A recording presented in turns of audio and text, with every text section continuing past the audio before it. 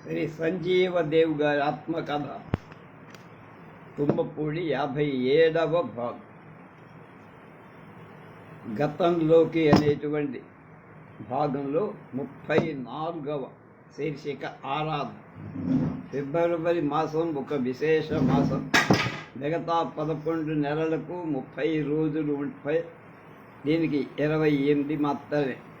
4 సంవత్సరాలకు ఒకసారి ఒక రోజు కలిసి 29. ఫిబ్రవరిలో వాతావరణం కూడా విశేషంగా ఉంది. ఉదయాన మంచు, మధ్యాహ్నం కొంచెం వేడి అయిన ఎండ, రాత్రుల్లో చలి. పగలు ఎండలో నిలుచుంటే నీడలోకి పోవాలనిపిస్తుంది. కొంతసేపు నీడలో ఉంటే చలిగాలికి ఉండి తిరిగి ఎండలోకి వెళ్ళాలని. అటువంటి వాతావరణ వైచిత్రికి తోడు ఎప్పుడైనా చెదురుమరుదులు అకాల వర్షం పడటం కూడా జరుగుతుంది. శీతాకాలపు అంతానికి వసంతకాలపు ఆరంభానికి సంధి ఫిబ్రవరి. నెల్లూరు నుంచి తిరిగి వచ్చి చేల వెంట చెట్ల వెంట తిరిగి ఫిబ్రవరిలోని నిసర్గ శోభ ఆనందించాను. ఈ 2 వారాల్లో వచ్చిన ఉత్తరాలకు జవాబులు రాసుకోగాను. కొందరు కొత్త వ్యక్తులు కూడా ఉత్తరాలు రాశారు. కొత్త వారి ఉత్తరాల్లో కొన్నాళ్ల పాటు కొత్త ఆకర్షణ తడుతూ ఉంటుంది. మళ్ళీ ప్రారంభమైన కొత్త వారితో వెనకటి కొత్త వారిలోని కొత్త ఆకర్షణ పాతబడిపో. అయితే కొత్త వారిలో ఆకర్షణ ఏర్పడ్డంత మాత్రం పాతవాళ్ళు రోత వేయరు. వారి మీద ప్రేమాదరాలు స్థిరంగానే ఉంటూ ఉంటాయి. మేనత్త గారి కొడుకు భారతిలో తాంత్రిక విషయాల మీద వ్యాసాలు వ్రాసే వాసిరెడ్డి పార్థసారథి గారు కొన్ని నెలల నుంచి రుగ్మతతో మంచంలోనే ఉంటున్నారు. నేను చూడటానికి వెళ్తే మనిషిని గుర్తుపట్టడానికి వీల్లేనంతగా క్షీణించి ఉన్నారు. నాకు అనిపించింది ఇక ఎక్కువ రోజులు జీవించకపోవచ్చు. నన్ను చూసి రాని నవ్వును పెదవేల మీద తెచ్చుకొని కావలి, నెల్లూరులో జరిగిన నా కార్యక్రమాల వివరాలు గురించి అడిగి తెలుసుకున్నాను. తర్వాత 2-3 రోజులకే ఆయన మత్స్య శరీరాన్ని వదిలారు. నా సాంస్కృతిక జీవన వికాసాన్ని చూసి ఎంతగానో ఆనందిస్తూ ఉండేవారు. 60 సంవత్సరాల ప్రాయంలోనే ఆయన జీవితం ముగిసేది. చనిపోవటానికి ఒక వయస్సంటూ ఉండదు. ఎందుకు? ఆ జననాలు మరణాలు సహజంగా జరుగుతూ, జననాన్ని నిరోధించవచ్చు కానీ మరణాన్ని నిరోధించటం కష్టం. అంధత్వంలో జీవించడం అంటే ఒక విధంగా చచ్చి జీవించటమే. ప్రపంచంలో శ్రవ్య భాగానికంటే దృశ్య భాగమే ఎక్కువ. అంధులకు అటువంటి దృశ్య భాగమే కరువైపోదు. ఆరాధన సినిమా చూశాను. ఆ రాత్రి తిరిగి నన్ను ఇంటికి పంపించేశారు ప్రసాద్. వీనస్ పిక్చర్ ప్యాలెస్ తెనాలిలో.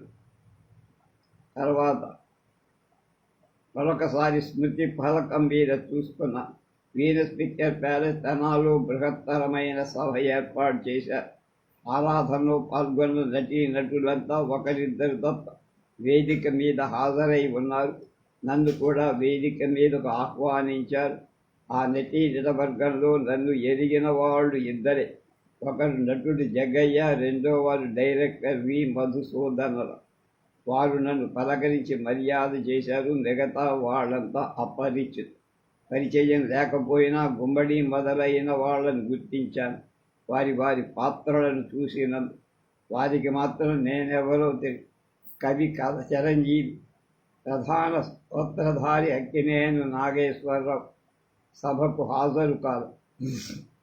దీనింతవరకెప్పుడు సినిమా సంబంధమైన ప్రసంగాలు అందులో సినిమా నటుల సమక్షంలో చెయ్యరు. ఆ విధంగా చేయటం కూడా అదే మొదటి. సభను సహృదయులారా అని సంబోధించా. మామూలు ప్రసంగం కాక విశిష్ట ప్రసంగం చెయ్యాలనుకోని. చాలా విషయాల గురించి చాలామందికి తెలియవు. చాలా విషయాలు కొద్ది మందికి మాత్రమే తెలుసు. చాలామందికి తెలిసే విధంగా ప్రసంగించాలా, కొద్ది మందికి మాత్రమే తెలిసే విధంగా మాట్లాడాలా అని ఆలోచించి కొద్ది మందికి మాత్రమే తెలిసేలా ప్రసంగించాలని నిర్ణయించు. ఆరాధన గురించి నా ప్రసంగంలో అంధత్వంలోని ఇబ్బందులను గురించి కొంత చెప్పి కళ ప్రధానంగా 3 విధాలని, అవి వాస్తవికవాదం, ఆదర్శవాదం, కల్పనావాదం అంటారని, బాహ్య జగత్తులో జరుగుతున్న విషయాలను జరుగుతున్నట్లుగా కళలో సృష్టిస్తే వాస్తవవాదం. బాహ్య జగత్తులో ఏ విధంగా జరుగుతుందో ఏ విధంగా జరిగితే బాగుంటుందో ఆ విధంగా సృష్టించటం ఆదర్శం. అంటే ఇందులో వాస్తవవాదం కొంత మారి కనిపిస్తుంది. ఇక మూడవదైన కల్పనావాదం బాహ్య జగత్తులో జరిగే దాంతో పూర్తిగా సంబంధాన్ని తెంచుకొని కేవలం భావ జగత్తును మాత్రమే సృష్టిస్తుంది. ఒక్కో కళాకృతిలో వాస్తవవాదమే ప్రధానమై ఉండొచ్చు, మరొక దానిలో ఆదర్శవాదం, ఇంకో దానిలో కల్పనావాదం ప్రధానంగా ఉండొచ్చు. కొన్నిటిలో ఈ మూడింటిలో ఏ రెండువైనా కలిసి ఉంటాయి. ఆరాధనలో మాత్రం 3 వాదాలు కూడా స్ఫుటంగా కనిపిస్తాయి.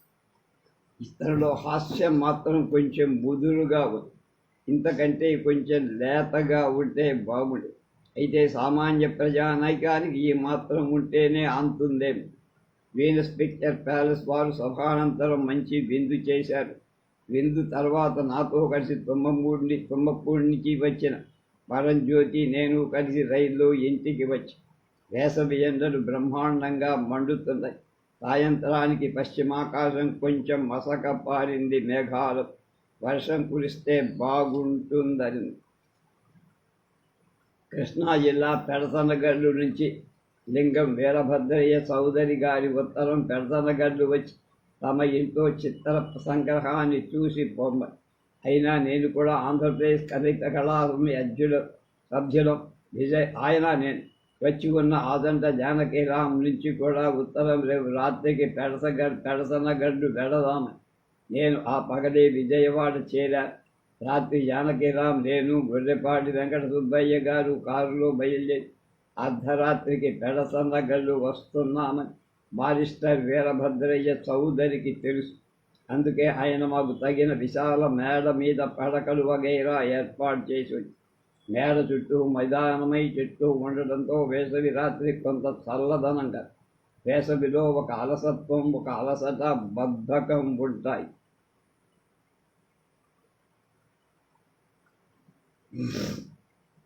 ఇక రాత్రులు చల్లని ఆకాశం కింద నిద్రిస్తే ఉదయం నిద్ర మేల్కొన్నప్పటి దూరపు ఆకాశము, దాని మీద అక్కడక్కడ గోచరించే శకలాలను చూస్తూ శరీరాన్ని విరుచుకుంటూ మధ్య మధ్య ఆవలిస్తూ లేవటానికి ప్రయత్నించటమే కాదు, లేవలేకుండా పక్క మీదనే ఉండిపోవాలని. కానీ పొద్దెక్కే వరకు పడుకోవడం అలవాటు లేని నాలాంటి వాడు పొద్దెక్కేదాకా పడుకోవడం అంటే అయిష్టం, సిగ్గు. ఆలస్యంగా లేవటాన్ని సూర్యుడు చూస్తాడేమో అనే ఒక విధమైన భయం కూడా. గొర్రెపాటు వారు లేచి అప్పటికే తమ నోటి గౌని కృత్రిమ దంతాలను లాగి కడిగి బాగు చేసుకొని మళ్ళీ నోటిలో యథాస్థానంలో ఉంచే ప్రయత్నం చేస్తున్నారు. బారిస్టర్ చౌదరి గారి పళ్ళు కూడా అదే స్థితి. జానకీరాం గారికి కృత్రిమమైన పళ్ళు లేవు, కానీ వారి స్వంత పళ్ళు అక్కడక్కడ పలచబడి ఉన్నాయి. ఉదయపు సూర్యరశ్మిలో మంచం మించి లేచి చూస్తే మేడ చుట్టూ ఉన్న పరిసరాలు రాత్రి కనిపించిన రూపాల కంటే భిన్నంగా కనిపించి, రాత్రి సగం వెలుగు సగం చీకటిలో ఏవో రహస్యంగా గోచరించాయి పరిసరం. ఆ రహస్యమయతలో ఏదో కవితామయత తట్టి, కానీ తెల్లారిన తర్వాత సూర్యరశ్మిలో అదంతా పోయింది, కరిగిపోయింది. చౌదరి గారి భవనం అంతా ఒక చిత్రశాల.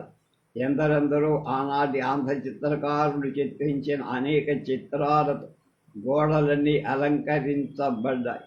చౌదరి గారు ఇన్కమ్ ట్యాక్స్ అసిస్టెంట్ కమిషనర్గా చేస్తున్న రోజుల్లో వివిధ చిత్ర ప్రదర్శనలు చాలా చిత్రాలు కొని మంచి చిత్ర సంగ్రహం తయారు చేశారు. అంటే కూడబెట్టి.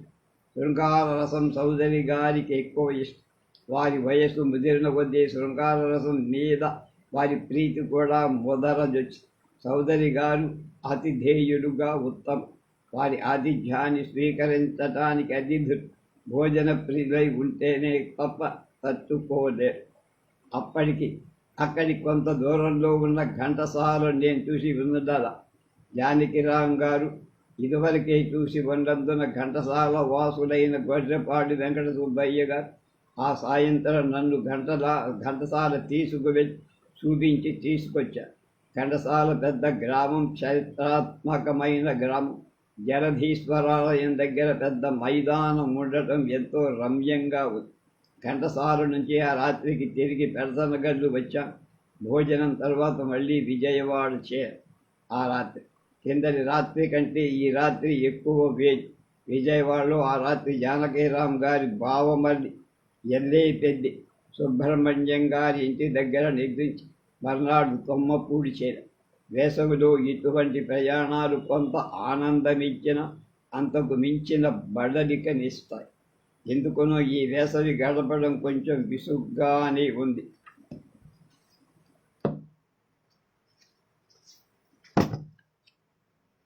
వేసవి సెలవులు మూలంగా కాబోలు వేసవిలో ఉత్తరాలు చాలామంది రాసి పంపిస్తున్నారు. ఒకరోజు పడమట నుంచి తూర్పుకు నిప్పుల సెగల వంటి వడగాలి తోలుతోంది. మధ్యాహ్నం ఆ వడగాలికి తెలుగు పేరు కంటే హిందీ పేరు ఒకే అక్షరంలో సుందరంగా శ్రావ్యంగా హిందీలో వడగాలిని లూ అంట. తమాషాగా ఉంటుంది లూ అనే మాట. అయితే వడ అన్నా లూ అన్నా ఆ గాలి వేడిలో మాత్రం తేడా ఏం రాదు. లూ అనేది వినసొంపుగా ఉన్న శరీరాన్ని మార్చెయ్యటానికేమీ వెనక ముందు ఇటువంటి వడ తోడుతున్న సమయాన కొన్ని ఉత్తరాలు వచ్చాయి. వాటిలో ఒక ఉత్తరం తప్ప మిగతావన్నీ పరిచిత వ్యక్తుల నుంచి వచ్చాయి. ఆ ఉత్తరం రాసిన వ్యక్తి ఒక పోస్ట్ గ్రాడ్యుయేట్ విద్యార్థి. ఆమె తూర్పున చదువుతోంది. ఉత్తరం తెలుగులోనే రాసింది, కానీ అందులో తెలుగు పదాల సంఖ్య కంటే ఇంగ్లీష్ పదాల సంఖ్య ఎక్కువ. క్రియాపదాలు మాత్రమే తెలుగు. మిగతా మాటలన్నీ దాదాపు ఇంగ్లీష్లోనే ఉన్నాయి. సెక్స్కు స్పిరిట్కు మీరు ఏమి డెఫినేషన్ ఇస్తారు? అవన్నీ ఇంగ్లీష్ మాట. స్పిరిట్ను అందుకోవటానికి సెక్స్ అర్థమా? సెక్స్ ఇచ్చే ఆనందానికంటే స్పిరిట్ ఇచ్చే ఆనందం ఇంటెన్సివ్గా ఉంటుందా? ఇన్ట్యూషన్ అనేది ఇమాజినరీ అంటారా లేక రియాలిటీయా? ఇంటలెక్ట్ కంటే ఇన్ట్యూషన్ ఎక్కువ ట్రూత్ను తెలుసుకుంటుందా? ఈ విధంగా ఆమె కొన్ని ఉన్నత స్థాయికి చెందిన ప్రశ్నలు వేసి ఆమెలోని ఉన్నత జిజ్ఞాసకు నేను ఆశ్చర్యపడ్డా. ఆమె ప్రశ్నలకు తగు విధంగా జవాబిచ్చి సక్రమంగా ఉపయోగిస్తే స్పిరిట్ను అందుకోవడానికి సెక్స్ అడ్డంకి కాదని, స్పిరిట్ విశ్వాసం ఉన్న వాళ్ళ దృష్టిలో శక్తికి ఇచ్చే ఆనందం కంటే స్పిరిట్ ఇచ్చే ఆనందం ఎక్కువని, ఇన్ట్యూషన్ అనేది ఎంతవరకు నిజమో ఇంకా సహేతుకంగా తేలలేదని సమాధానం. ఆమెకు రాసిన సమాధానంలో ఇంకా ఈ విధంగా సెక్స్ ఉనికి అనుభూతి చెందినంత స్పష్టంగా స్పిరిట్ ఉనికిని చాలామంది అనుభూతి చెందరు. సెక్స్ ఇంద్రియాలకు అందుతుంది కనుక దాని అనుభూతి పొందటం సులభం. స్పిరిట్ ఇంద్రియ అతీత కనుక దాని అనుభూతి పొందటం కష్టం. కొందరి విశ్వాసం. ఏది ఏమైనా ఇంద్రియాతీత విషయాలన్నబడి ఎక్కువ భాగం వైయక్తిక విశ్వాసాలకు సంబంధించిన విషయాలే అని, వాటి అస్తిత్వాన్ని తేల్చడానికి ఒక ఆబ్జెక్టివ్ క్రైటీరియన్ అంటూ ఏమీ లేదను అని రాశాడు. బుచ్చిబాబు దంపతులు 35. మనిషి పాతదనానికి దాసుడు అయినా కొత్తదనాన్ని ప్రేమిస్తాడు, ఆనందిస్తాడు. ఆ కొత్తదనం కొంతకాలానికి పాతబడిపోతుందనే విషయం మంటలు మండించిన వేసవి పోయి వర్షాలు ప్రవేశిస్తూ ఉండటంతో ఆనందం వేసిన అలవాటైన వేసవి అదృశ్యమవుతున్నందుకు కొంత ఎక్కువగా కొంత బాధ అనిపించి, అయినా చల్లని నల్లని మేఘాలు తెల్లని వర్షధారు గతించిన వేసవిని మరిపించి నీటి మడుగుల్లో రంగురంగుల కప్పలు ఎక్కడ చూసినా కుప్పలుగా గోచరిస్తాయి. కప్పల అరుపులకు గాడిద అరుపుకు సన్నిహిత సంబంధం ఉంది. కప్పల అరుపులు ఎక్కువగా సామూహికంగా ఉంది. గాడిద అరుపు ఎక్కువగా వ్యక్తిగతంగా ఒక్కటే అరుస్తాయి. కప్పలు ఉన్నన్ని గాడిదలు ఒక చోట ఉండవు. రెంటివి కూడా కర్కశ స్వరాలే అయినా కొన్ని ప్రత్యేక సమయాలు, కొన్ని మానసిక అవస్థలు, వాటి రెండింటి సంగీతాన్ని కూడా వినబుద్ధి పుడుతుంది. కప్పను పట్టుకోవటానికి చీదరగా ఉంటుంది కానీ గాడిదను పట్టుకోవడానికి దాని మెడ మీద చెయ్యేసి దొవ్వ బుద్ధేస్తుంది కానీ దైన్యంతో నిండిన ముఖాన్ని చూడబుద్ధేస్తుంది. నిపుణుడు చిత్రకారుడు ఎస్పి రామారావు కామన్వెల్త్ స్కాలర్షిప్ వచ్చింది. ఆయన లండన్ ప్రయాణం ఖాయం. ఆ సందర్భంలో తాను చదువుకున్న గుడివాడ కాలేజీలో రామారావు చిత్ర ప్రదర్శన ఏర్పాటు చేసి దాన్ని ప్రారంభించాల్సిందని నన్ను ఆహ్వానించారు. ఆ ప్రదర్శనాన్ని ప్రారంభించి రామారావు చిత్రకళ గురించి మాట్లాడాను. ఆ సభ రామారావు వీడ్కోలు సభ కూడా. నీకు గుడివాడలో ఉండగానే గుంటూరులోని డాక్టర్ జయప్రదాంబ సదాశివరావు గారి మేనకోడలు, నాకు సన్నిహిత మిత్రురాలైన ఆశా మరణించినట్లు వార్త వచ్చింది. మానసికంగా విపరీతమైన బాధ వేసింది. వెంటనే బయలుదేరి గుడివాడ నుంచి గుంటూరు వెళ్ళి అక్కడ డాక్టర్ దంపతులు శోకసాగరంలో మునిగి ఉన్నారు. నిజానికి ఇతరుల కంటే డాక్టర్ల మరణంతో ఎక్కువ సంబంధం కలిగి తమ మరణంతో కాదు, ఇతరుల మరణం. డాక్టర్లు పని రోగిలోని బాధను తగ్గించటం మాత్రమే.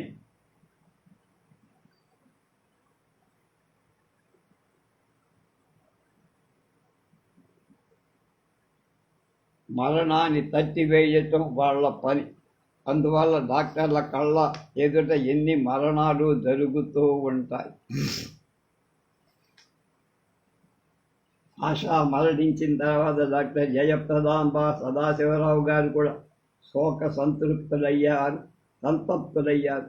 నేను గుంటూరు వెళ్ళి వాళ్ళ శోకాన్ని కొంత పంచుకొని నా శోకాన్ని వాళ్ళకు కొంత పంచి ఇచ్చి వాళ్ళు నేను కొంత ఉపశాంతి చెందే ప్రయత్నం. విషాద సమయాల్లో ఆప్తమిత్రుల ఉనికి కొంత సాయపడు. మనిషిలోని మరవడం అనే శక్తి అద్భుతమై అది శోకాన్ని నిదానంగా తగ్గించేస్తుంది. తర్వాత ఆశా సంస్కృతి అనే ఒక చిన్న పుస్తకం ప్రకటించారు డాక్టర్ జయప్రదాంబ. అందులో ఆరని జ్వాల ఆశాబాల అని ఒక చిన్న రచన కూడా నేను చేశాను. కేవలం ఆనంద జీవులు కాని, కేవలం విషాద జీవులు కానీ ఉండరు. ఖేదం మోదం రెంటి సమ్మేళనమే జీవన అనుమేళ.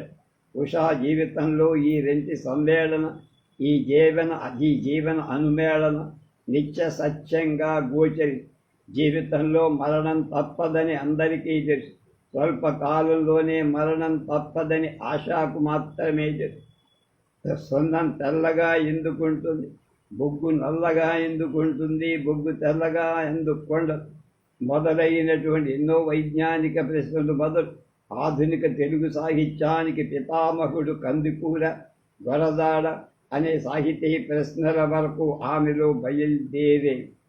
తన జీవితం మొగ్గగానే రాలిపోతుంది, పుష్పంగా ఎన్నటికీ వికసించదని ఆమె నిరంతరం గుర్తు చేస్తూనే మృత్యువు దృష్టిలో వయస్సుకు సంబంధించిన తారతమ్యం లేదు.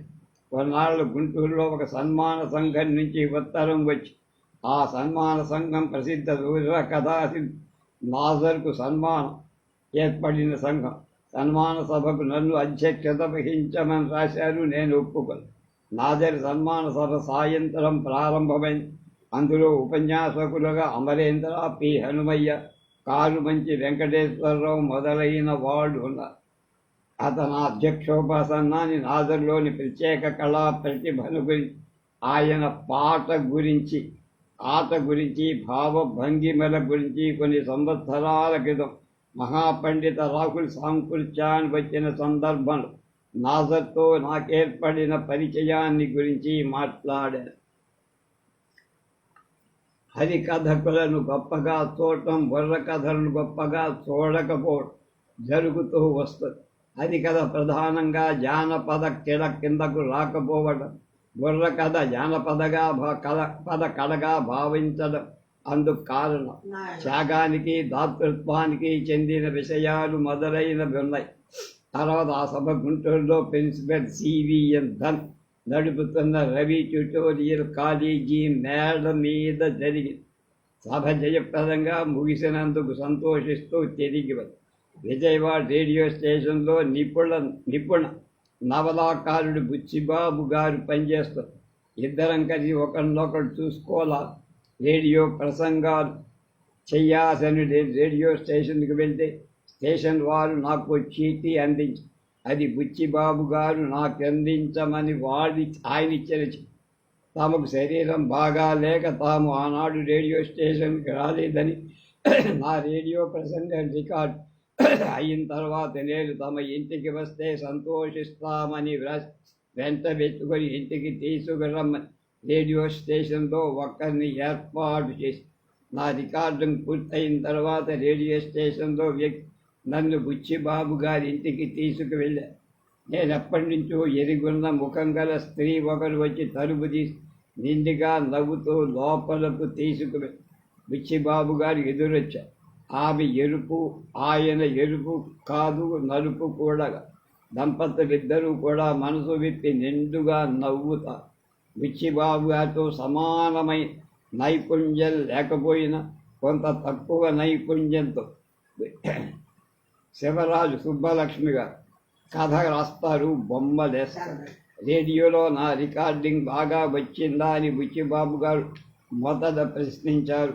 తర్వాత నా పేరు తనకు ఎప్పటి నుంచో తెలుసని, ఏ విధంగా తెలుసునో, చూడకముందు ఆయన నన్ను గురించి ఏ విధంగా ఊహించుకున్నారో మొదలైన విషయాలని చెప్పి నన్ను నవ్వించారు. బుచ్చిబాబు గారు కథాశిల్పి మాత్రమే కాదు, రూపశిల్పి కూడా. ఆయన సాహిత్యకారుడు, చిత్రకారుడు కూడా. ఆయన చిత్రణ ఎక్కువగా తైలవనంలో జరుగుతాయి. ఆయన ఎక్కువ ప్రకృతి చిత్రాలే గీస్తారు. బుచ్చిబాబు గారు, నేను, సుబ్బలక్ష్మి గారు ఎన్నెన్నో విషయాలు మాట్లాడుకున్నాం. బుచ్చిబాబు గారు సహజంగా గొప్ప మేధావి, మంచి ఆలోచన.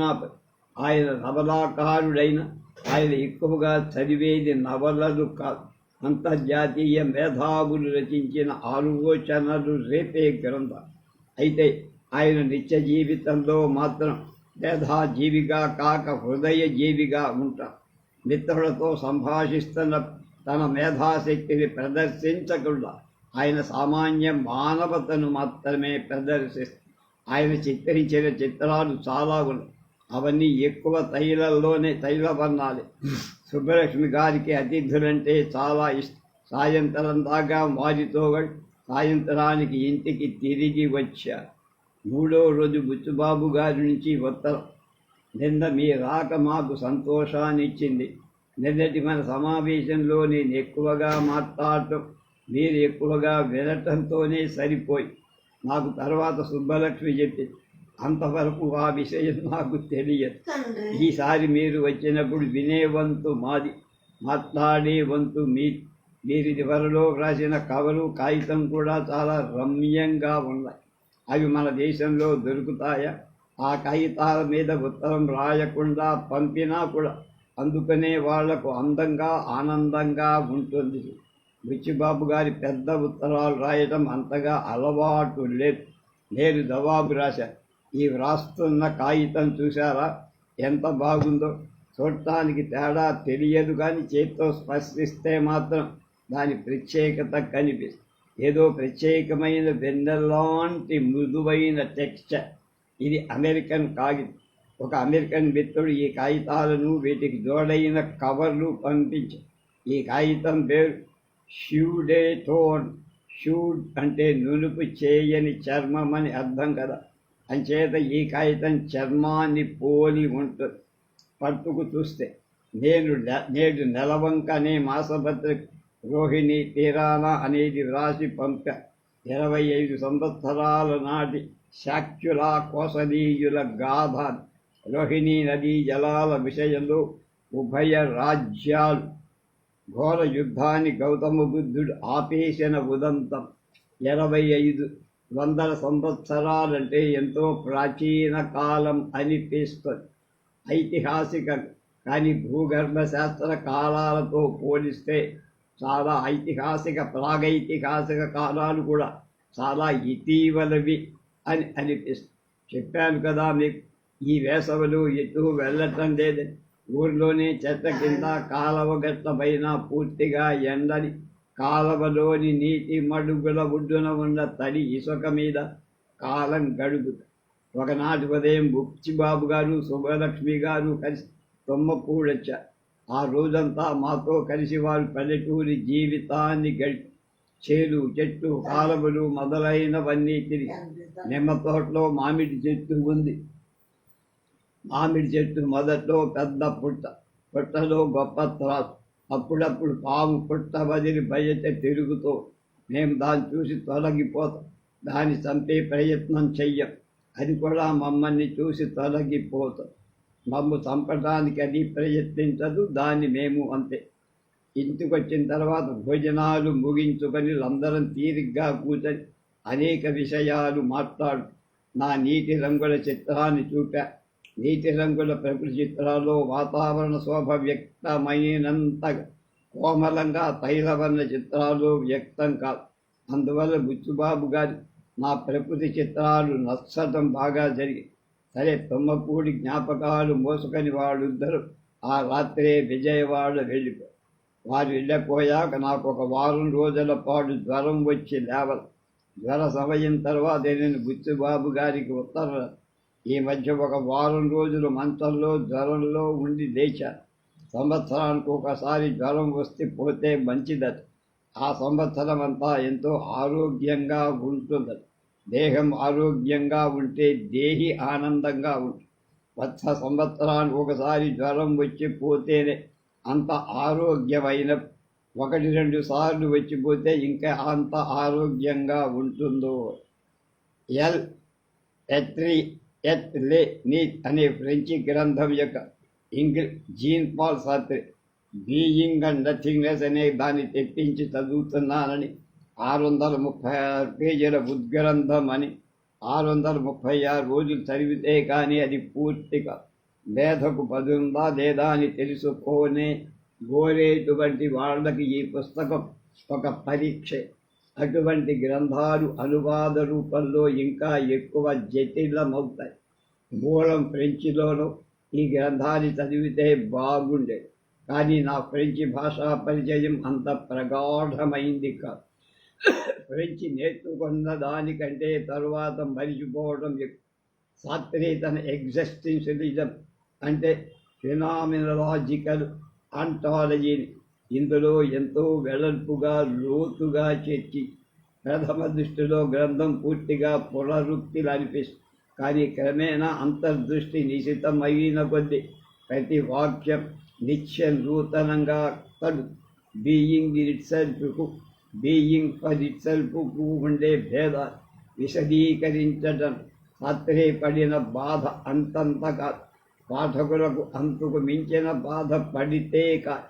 ఆ భేదం ప్రదీపక అయి వెలుగుతూ వారి ముందు నిలుచో, లేకపోతే మేఘాల చాటున నక్షత్రంలా మిణుకుమంటూ మాసు.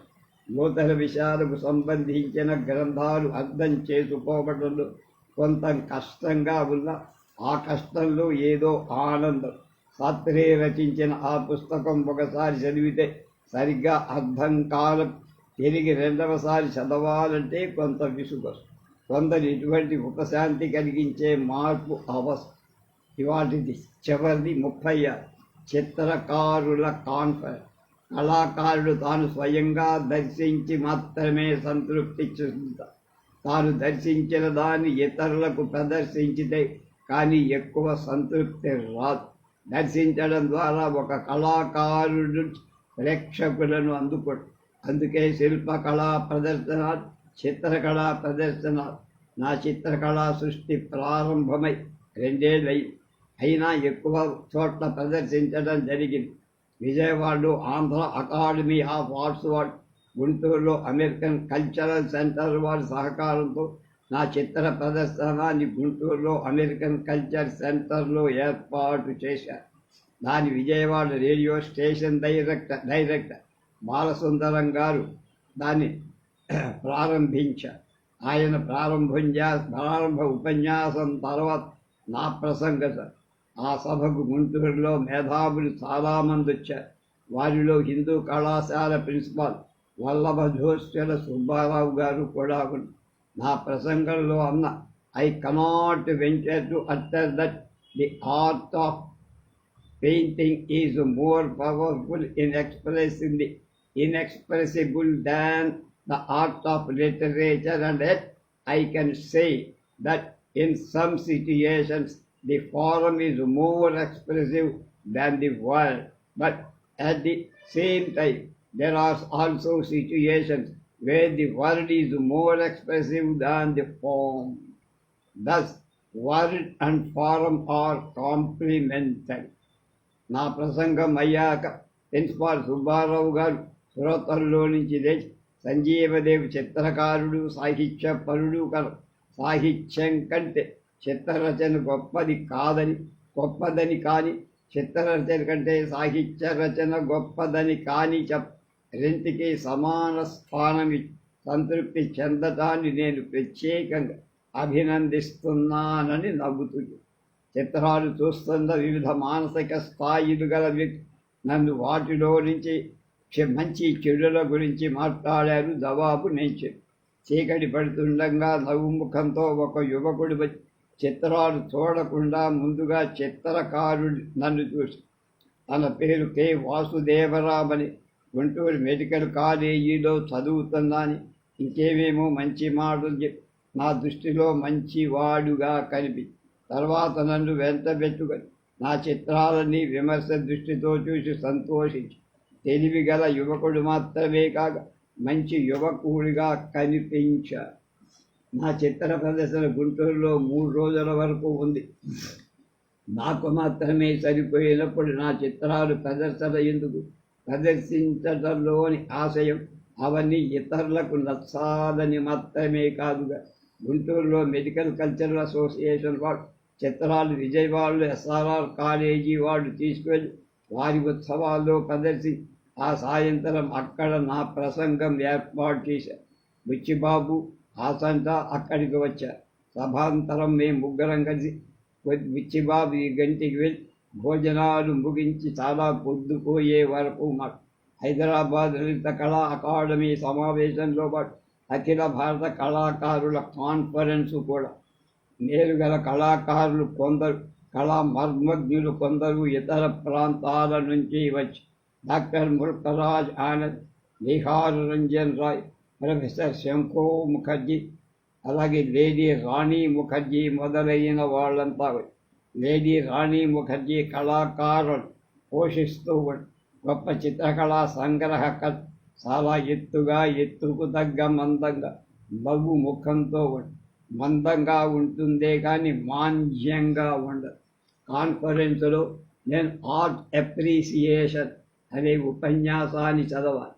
విద్యాశాఖ మంత్రి పివిజి రాజు సభ ప్రారంభించి నా ఉపన్యాసంలోని కొన్ని భాగాలు man reacts to beauty and creates, he creates beauty and others react to it.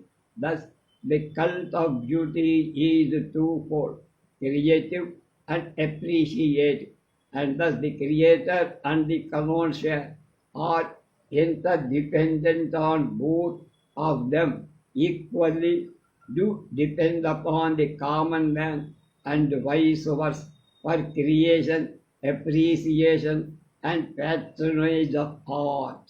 మానవుడు సౌందర్యాన్ని సృష్టిస్తాడు. తాను సృష్టించిన సౌందర్యాన్ని చూసి ఇతరులు చెలిస్తారు. ఆ విధంగా సౌందర్య పంథాన్ని 2 రకాలు, సృజనాత్మకం, రసాస్వాదన. అందువల్ల స్రష్ట సహృదయం ఒకళ్ళ మీద ఒకరు ఆధారపడి ఉంటారు. ఇదే విధంగా వాళ్ళిద్దరూ కూడా సామాన్య మానవుడు వాడు ఉభయుల మీద ఆధారపడి. లేడీ రాణి ముఖర్జీ చాలా సంతోషి నా ఉపన్యాసము కాపీ కావాలని నా వద్ద దాని కాపీ ఉండగా ఆమెకి ఇచ్చేస్తాను. అక్కడ జరిగిన ఉపన్యాసాల్లో డాక్టర్ ముల్కరాజ్ ఆనందం ఉపన్యాసం ఏం బాగాలేదు. అక్కడున్న వారికల్లా సంస్కృతి విషయాలు డాక్టర్ చాలా ఘనుడని పేరు.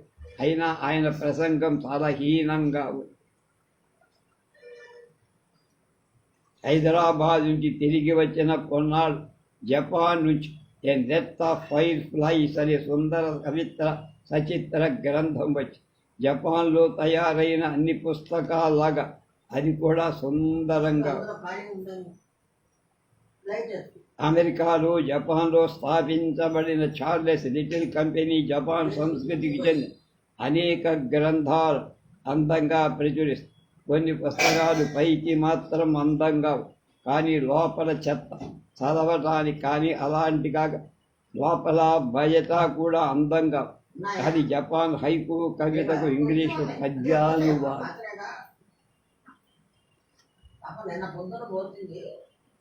Lighting one candle with another flame, at dusk is spring, the same yet not the same. కవిత ఒక కొవ్వొత్తిని మరొక కొవ్వొత్తి ద్వారా వసంత సంధ్యలో వెలిగిస్తే అది అదిగానే ఉంటుంది, అది కాకుండా కూడా ఉంటుంది. విచిత్రమైన భావచిత్రం. కొవ్వొత్తి కలుగుతూ తన స్వంత జ్వాలనే మండి కనుక తన జ్వాల తంది. అయితే అది సంపూర్ణంగా తన జ్వాల కారణం మరొక జ్వాల ద్వారా తన జ్వాల వెలిగించబడటం. జ్వాలలో ప్రవేశం కనుకనే అది ఇదే అది కూడా కాదు. జపాన్ వారి హైకు కొక్కు అని కూడా వివిధ విత్రమై చెప్పి అది పదచిత్రం లాగా.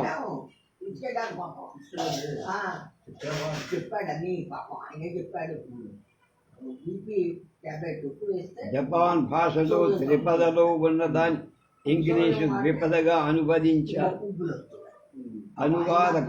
ఈ పుస్తకంలో హైకు కవితలన్నీ 4 ఋతువర్ణలుగా. మరొక o mind snake by nature weak and lone, crawl upon come on Fuji slowly slowly. ఓ పిరికి నత్త, సహజంగా నువ్వు దుర్బలురాలు, అల్పురాలు. హ్యూజీ పర్వత శిఖరాన్ని నిదానంగా పాకిరా. నత్త నడక ఆలస్యానికి ప్రతి గంటకు గజం నడుస్తుందే.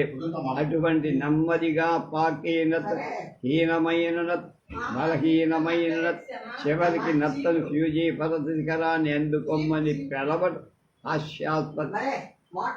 అయినా అసమర్థులుగానే ఉండిపోగల పనుల్ని అసమర్థులు కూడా నెరవేర్చ. చురుకుదనం ఉన్నవాడు త్వరలో నెరవేరిస్తే మాంద్యం కలవాడు ఆలస్యంగా. రిస్పో అనే జపాన్ కవిత తన మృత్యు గీతాన్ని రచించుకుంటే I have seen moon and blossoms, now I go to view the last and loveliest the snow. నేను చంద్రుణ్ణి పూలను చూశా, ఇప్పుడు చివరిది సుందరమైంది అయిన మంచును తోడబో. 3 వస్తువులు చంద్రుడు, పూలు, మంచు ప్రకృతిలోని రమ్యమైన వస్తువు. మొదటి 2 చంద్రుడు, పూలు జీవితానికి చిహ్నాలు, మరణానికి చిహ్నం మంచు మూలంగా మొక్కలు, పువ్వులు, పశువులు, పక్షులు నశిస్తాయి. I net a friend a net of fireflies అనే పుస్తకంలో హైకు కవితలకు తోడు హైగా అనే చిత్రాలు కూడా ఉన్నాయి. హైకు కవితలు ఎంత సరళ శైలిలో ఉంటాయో హైగా చిత్రాలు కూడా అంత సరళ శైలిలో ఉంటాయి. ఇవి పిల్లలు చిత్రించినట్లుగా గోచరిస్తాయి. వాస్తవ చిత్రణ కళ వింటే ప్రధానంగా సృజనాత్మక చిత్రం. కొన్ని రేఖల్లో, రంగుల్లో ఈ చిత్రం తయారు. ప్రథమ దృష్టికి చిత్రాలు ఏవో అస్ఫుట రేఖలుగా ఉంటాయి. ఈ పుస్తకాల్లో పైగా చిత్రాలు మనోహరమైన మరొక హైగా చిత్రం పర్వతాల్లోని పల్లెలో శరత్ అని. వాటి కింద భాగంలో అదే రంగు గల గుర్రం కొంత ఆకుపచ్చ రంగులో. మరొక మనోహరమైన హైగా చిత్రం కృష్ణపక్షపు చంద్రుడి కింద శీతాకాలపు చెట్లకు. ఇందులో 3 నెటాలు 3 స్థానాల్లో, చెట్లు 3 స్థానాల్లో. చెట్ల పై భాగాలు కొంచెం మాత్రమే కనిపిస్తాయి. 3 చెట్ల మధ్యగా 2 ప్రయాణికులు నడుస్తారు. చెట్ల మీద పండిన ఆకులు కిందకి రాలుతున్నాయి. చిత్రంలో అన్ని నిలువు ఆకారాలే కానీ పెద్ద అడ్డాకారాలు. చిత్రాల్లో ఎంత సూక్ష్మ వ్యంజన ఉందంటే వాటిలో కొన్ని రూపాలు ఆధునిక నైరూప్య చిత్రాల్లోని రూపాల గుర్తించడానికి వీలు లేకుండా ఈ పుస్తకంలో ఇంద్రధనస్సునే హైగా చిత్రం చూడగానే అందులో ఇంద్రధనస్సు గోచరి ఒక పెద్ద ఆకురాలిన చెట్టు ముందుగా కనిపిస్తుంది. ఆ చెట్టు కొమ్మల చివర్లో ఒకప్పుడు దూరాన 2-3 సన్నని రంగు రేఖలు కనిపిస్తూ ఉంది. ఇంద్రధనస్సు అనే పదం ఇంద్రధనస్సు అనే రూపంగా ఎంత సంపదంగా ఉంటుందో అక్కడ మొత్తం మీద ఆ పుస్తకంలోని హైకు కవితల ద్వారా హైగా చిత్రాల ద్వారా నాకు కొన్నేళ్ల పాటు ఆనందం ఇచ్చింది. కొన్నాళ్ళయిన తర్వాత ఆ పుస్తకంలో ఆకర్షణ క్షీణించడం సహజం. కానీ ఆ ఆకర్షణ క్షీణించకుండా చిరకాలం పట్టుకు రాగల గొప్ప పని. కానీ అది అందరికీ అన్ని సందర్భాల్లో కుదరదు. కుదిరితే వ్యక్తి ధన్యుడు. రేపు జీవితం సంస్కృతి అనేటువంటి